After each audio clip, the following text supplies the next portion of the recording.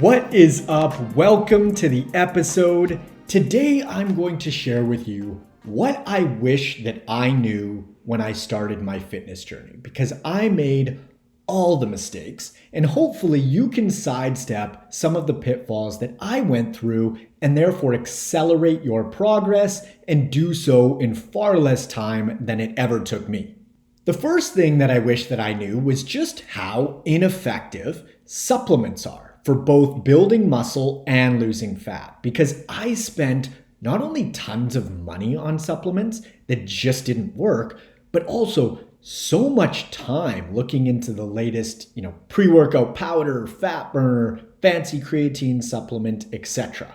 And the way that I think about supplements now is that they are not the cake, they are not the icing on the cake, but rather they are the sprinkles on top of the icing on the cake. They play essentially no role in terms of real world progress. For example, if we're talking about fat loss specifically, there is not one supplement that I could recommend to you that I can say with certainty would even make a noticeable difference in your progress. So I would have been so much better off just focusing on the big rocks that actually move the needle, i.e. nutrition, movement, sleep, and stress management.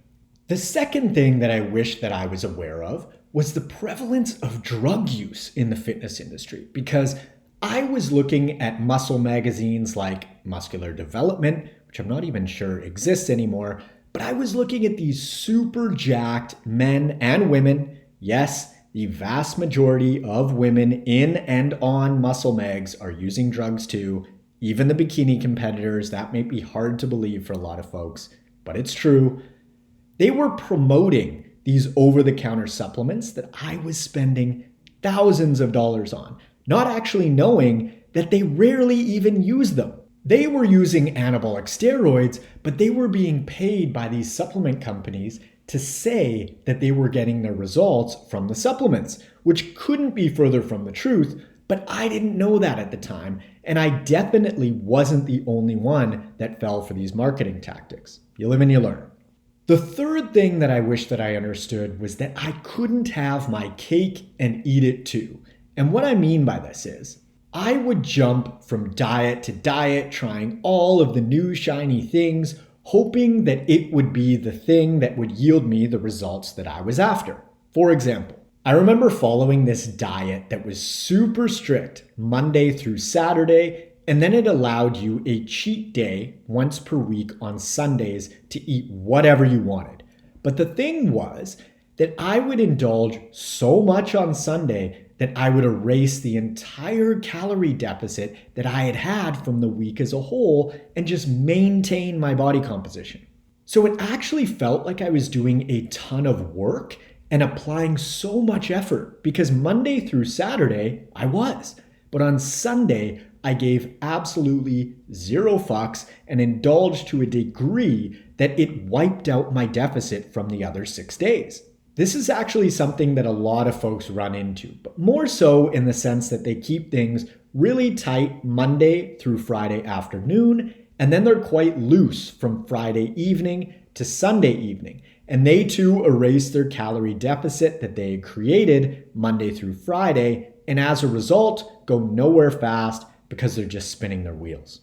Simply put, it's like your budget. If you have $1,000 to spend for the week, even if you only spend $400 Monday through Friday, if you still manage to spend $600 on the weekend, you're not saving, you're breaking even. So it doesn't matter when you spend your money. What matters is how much you spend as a whole over the course of weeks and months. That's what yields results. Number 4 is just how important digestion is. I did not appreciate the impacts that digestion has on things like mood, energy levels, sense of well-being, the appearance of my skin, bloating, bathroom trips, allergy symptoms, joint pain, to what degree I felt congested and stuffed up all the time.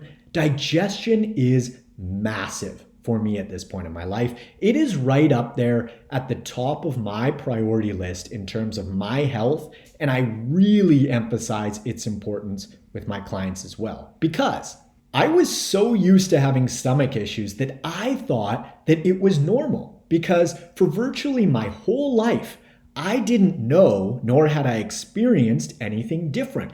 I thought that eating a meal just came along with an unsettled stomach, discomfort, and bloating. And I can say that it is so freeing to be able to have full control over my digestion now, just from a quality of life standpoint, which you can too, by the way. Everyone can dial in their digestion. It's just a matter of trial and error, which you can totally figure out on your own.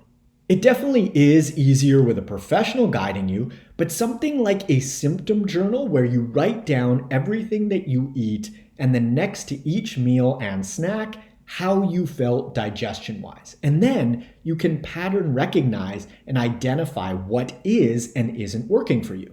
Food sensitivity testing, unfortunately, isn't accurate, and so a symptom journal is what I utilize with my clients, and we work together in terms of pattern recognizing what they digest well and what they don't.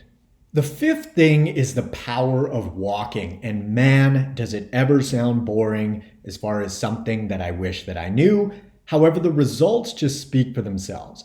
Many of my client transformations that you guys see on social as well as on my website, a lot of these folks don't actually go to the gym or work out, but they all walk.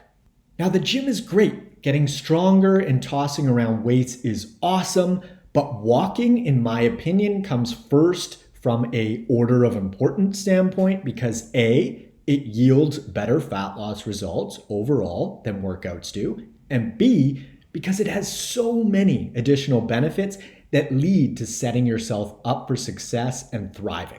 For example, improved sleep via outdoor light exposure, stress management, right? Walking is magic for reducing our stress levels. Enjoying nature, that's pretty cool.